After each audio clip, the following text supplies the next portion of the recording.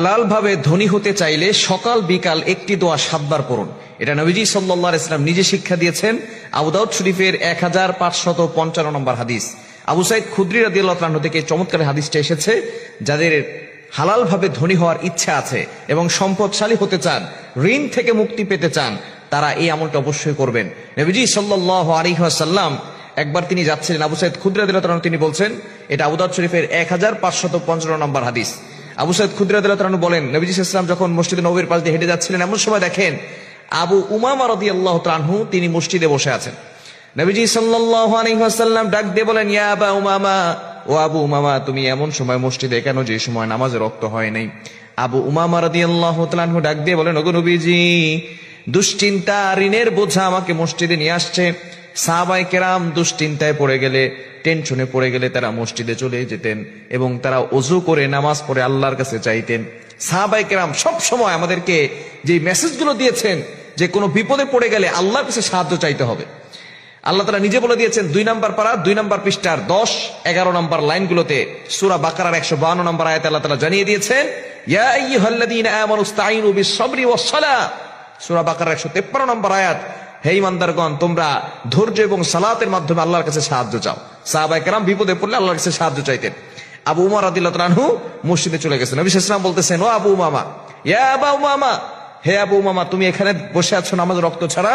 তিনি বলতেছেন, টেনশন আর ঋণের বোঝা জর্জরিত হয়ে আমি মসজিদে এসেছি। নবী সাল্লাল্লাহু আলাইহি ওয়াসাল্লাম বললেন, আবু উমামা, তোমাকে এমন কি কোনো বাক্য শিক্ষা দিব না যে বাক্যর আমল করলে আল্লাহ পাক রব্বুল আলামিন তোমাকে ঋণের বোঝা দূর করে দিবেন, তোমার টেনশন দূর করে দিবেন, দুশ্মনের দুশ্মনী থেকে আল্লাহ তোমাকে হেফাজত করবেন এবং আল্লাহ তোমাকে হালাল ভাবে ধনী বানিয়ে দিবেন। সুবহানাল্লাহ বিহামদি। এই আবু উমামা রাদিয়াল্লাহু তাআলা আমলটি করছেন সকালবেলা 7 বার, ফজরের নামাজের পরে, মাগরিবের নামাজের পরে 7 বার। এই দোয়া পড়ার পরে কিছুদিন পরে আবু উমামা রাদিয়াল্লাহু তাআলা নবীজির কাছে এসেছেন হাদিয়া নিয়ে। ইয়া রাসূলুল্লাহ, আপনি যে দোয়া আমাকে শিক্ষা দিয়েছেন, এই দোয়ার আমল আমি পরিপূর্ণভাবে করেছি, 5 ওয়াক্ত নামাজ পড়েছি, আল্লাহর কাছে দোয়া করেছি, আর এই দোয়াটা বেশি বেশি পড়েছি, ফজরের পরে 7 বার আর মাগরিবের পরে 7 বার পড়েছি। আল্লাহ তাআলা আমার ঋণের বোঝা দূর করে দিয়েছেন। আল্লাহ তাআলা আমাকে এত পরিমাণ সম্পদ দিয়েছেন যে আমি যাকাত দিতে পারি এবং আপনার জন্য হাদিয়া নিয়ে আসছি। দোয়াটি হচ্ছে, আল্লাহুম্মা ইন্নী আউযু বিকা মিনাল হাম্মি ওয়াল হুজনি ওয়া আউযু বিকা মিনাল আজাজি ওয়াল কাসালি ওয়া আউযু বিকা মিনাল জুবনি ওয়াল বুখলি ওয়া আউযু বিকা মিন গলাবাতিদ দাইনি ওয়া কাহরির রিজাল। বুখারী শরীফের ভিতরে হাদিসটি এসেছে, তবে এটার রিওয়ায়াত একটু ভিন্ন আছে। তবে এই হাদিসটা আবু দাউদ শরীফের 1555 নম্বর হাদিস।